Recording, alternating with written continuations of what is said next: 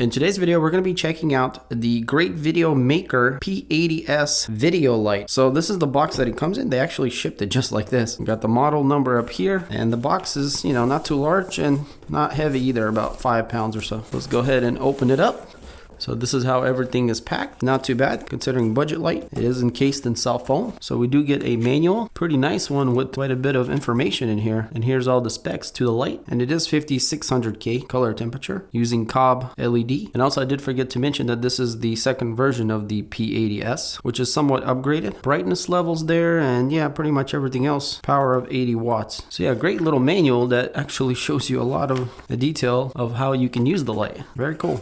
And on top of all that, the light is also controllable from an app. We also get this quality certificate saying the light passed all the tests, so that's good. So with this kit here, it's just the light, and looks like we get a few filters or gels, a green, a blue, and a red. And if you want to, set the mood, you can put this in front of the light.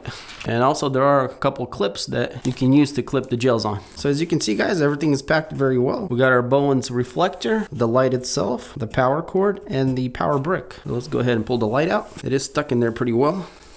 But yeah, this is what it looks like, and overall it looks pretty good. It's all plastic.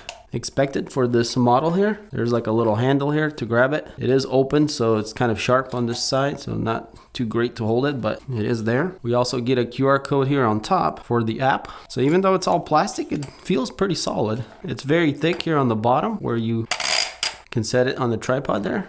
And we got this large knob to lock in the tilting, and it's on teeth, so it grips really nice. We also have a little hole here for the umbrella and also a little tightening knob. So the most important part here is up front. We have the Cobb LED light. You guys can see that. For this second generation, we do have new cooling, and it's the fin style instead of the more solid metal, which I think is much nicer and probably has much better cooling this way. And not only that, they probably can make the fan quieter also because of this design, as they don't have to have as much airflow going through it. Now on the back of the light, we have LED. Kind of hard to see it between the handle, but yeah, we have a LED display now, which is great because the older version did not have it at all. So now when you power it on, which is this knob down here, it clicks to turn on, and then you can gradually increase it and know exactly where you're at. On the older model, there was no display at all, so you couldn't go back to exactly the same amount every time if you needed to, but now you can, which makes this light much more usable and versatile. So this is our input port for the power, and yeah, I mean, it's pretty much the, a normal kind of light that you would expect. We got cooling holes all around, and then the Bowen's lock. So let's go ahead and grab the reflector here, and it's actually really nice and round, not bent. It's got more of a focus kind of pattern instead of diffusion. But yeah, this just pops right in here, clicks on, and then it locks in, and it doesn't jump out. Now it does somewhat jump around, which is unfortunate, I guess. Not a big deal for this price range, and if you're just going to set it up and leave it, no problem at all. So yeah, for being a budget light at 80 watts, it's quite a nice overall built quality feeling product. All right, so we got the power cord, and it is quite long, and if it'd be my guess, about 8 feet or so. Our power brick, and unfortunately from the brick, the wire is not too long, maybe like 3.5 to 4 feet. So most likely you're gonna have this thing dangling. If you're gonna go up high, this ain't gonna reach far. So not a huge deal. It is somewhat stress relieved, but in the wrong way, because if it's gonna be dangling, it's gonna kind of want to always go to the side. I wish they made it straight. So not great on this part, but it is what it is. So on the specs here, it is running at 30 volts at 3 amps. And that should give us 80 watts that we need for this light. Another thing that's not so great is this unconventional laptop style power plug. So if you have different lights around, you're probably not going to appreciate this. You can only use the cable that comes with it, which again, I feel like they made a mistake there. They should have went with the traditional kind of powering cables. But yeah, it is what it is. We are on a budget here. I went ahead and plugged it in, and we got a little green light that glows. So I'm going to take the reflector off for now. Let's go ahead and plug it in here in the back. All right, so we had it on, it turned on right away. But yeah, it does click off completely. And maybe you guys can see there, it actually stays at 0, so it doesn't glow at all while it's on. So that can be very useful. The fan is on, and I'm gonna get my microphone straight to it.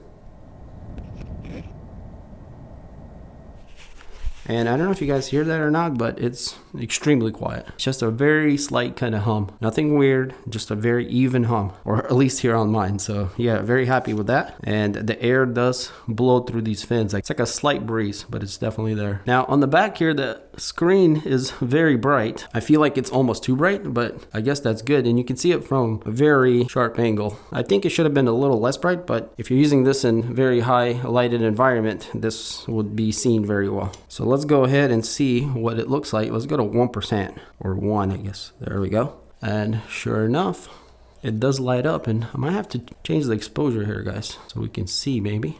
But yeah, it's actually quite dim. I'll go back to my normal exposure here. It's quite dim and it barely glows. See, that's off, and then yeah, so that's 1, 2, 3, and yeah, it just goes crazy after that. So this is only 10%, and it's already bright. So yeah, and this thing will get super bright. I mean, you guys can see, I mean, we'll blow out the whole video picture here. So yeah, it's a crazy bright light, especially for a sensitive camera like I'm using here, which is the A7S-III. So yeah, it's quite sensitive, and you're probably wondering why I need a light like this, and it's actually for a very specific reason. But before we get into that, let's go ahead and see what it shines like at the wall. And the wall we got here, guys, is just a kind of a tannish, it's not even a white wall, so it's probably won't even be too accurate, but so you guys can see. So when you just turn it on with no hood lens, it just kind of evenly spreads the light, which could be quite useful. I mean, there's kind of a spot still. If you guys can tell, maybe I'll try to be a lower, bump up the f-stop here a little bit so we can see a little better. Let's just go to f18. But yeah, you guys can see there, even though it's open, we're about 2 feet away from the wall.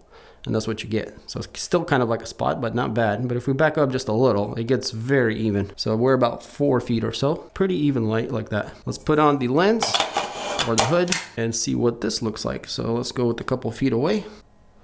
And right away, you guys can see it's literally a spotlight. So it's bright in the middle. Doesn't go out too far out, so concentrates more towards the middle. So if I go farther, obviously that circle will get a little larger, but you can see the hot spot right in the middle there. But it's not too bad. If you go farther, it does seem to get a little better, but you can still see it. So for fun, let's go ahead and throw some of these gels on here so you guys can see what they look like. So we got red, actually turns very pinkish and kills a lot of light.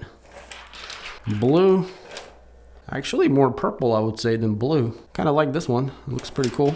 Could be useful maybe. Green, also not too bad. And another red one, more like a pink one, I guess. Yeah, there we go. We got pink. Also not too bad. So yeah, pretty cool. Let's go ahead and mount this thing on a stand.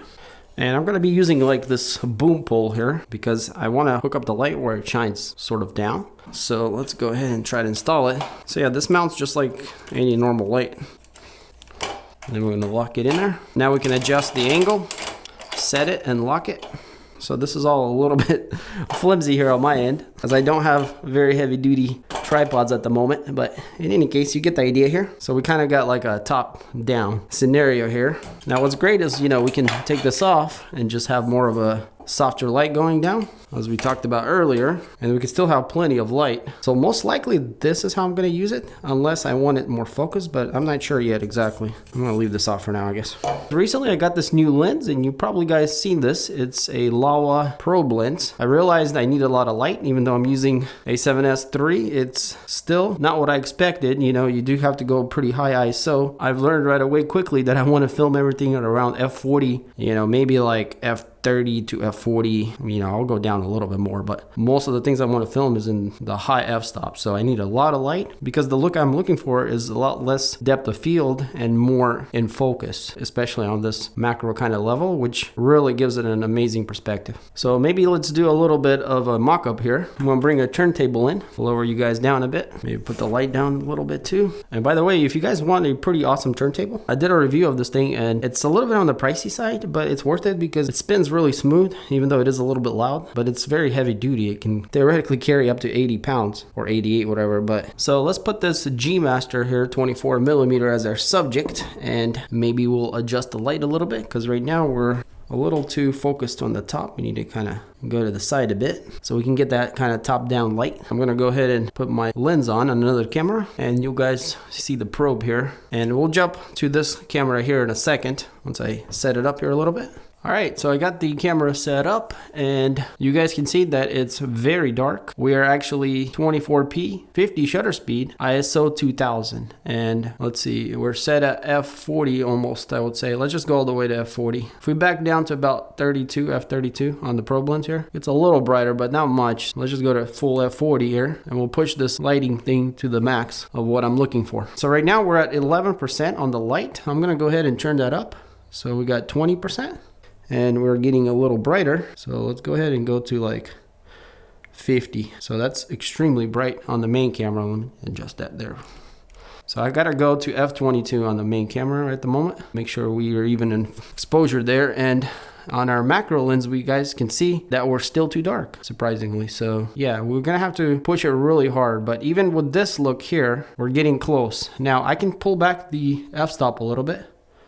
And we're, you know, getting reasonable now. But instead of that, I'm just gonna bump up the ISO because I do have a Sony and they're very capable of that. So let's just go to 12,800 and you guys can see we're finally getting somewhere. Now I wanna try the hood here and we're gonna see if we can focus it more or where we need it. Our light mostly goes where we want it instead of spreading everywhere. So yeah, now we're very spotty right on our subject. And yeah, if we go to the camera, we have plenty of light now and we are at f40. Somewhat overexposed right now, at least what it looks like to me. So let's go ahead and dial it back a bit. Gonna ISO down a bit. I think this would be pretty good right here. So let's go ahead and see if we can rotate it. And there we go. Okay, so I just realized my lens is not even centered on the turntable. But hey, we are getting a pretty interesting look here. Let's see, maybe we need to adjust our focus just a little. Let's go the other way. There we go. So that looks pretty cool. So yeah, obviously, you know, we can play around with this a lot and get what we're looking for. And this is just a very simplistic kind of testing here, guys. So yeah, you can see how this lens really brings out a very interesting look in anything you would film.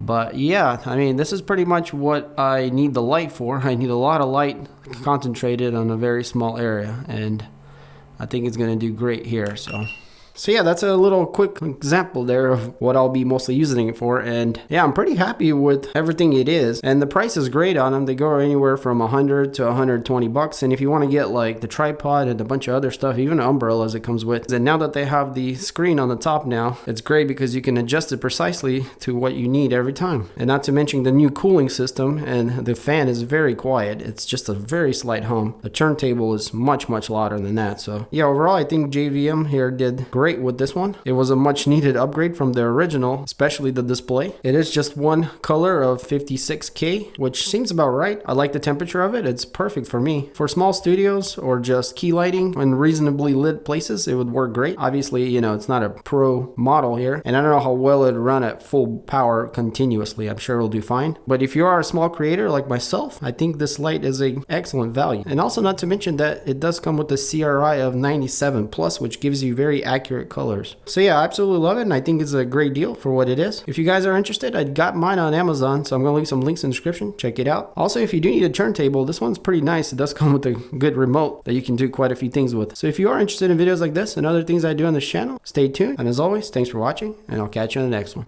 Peace.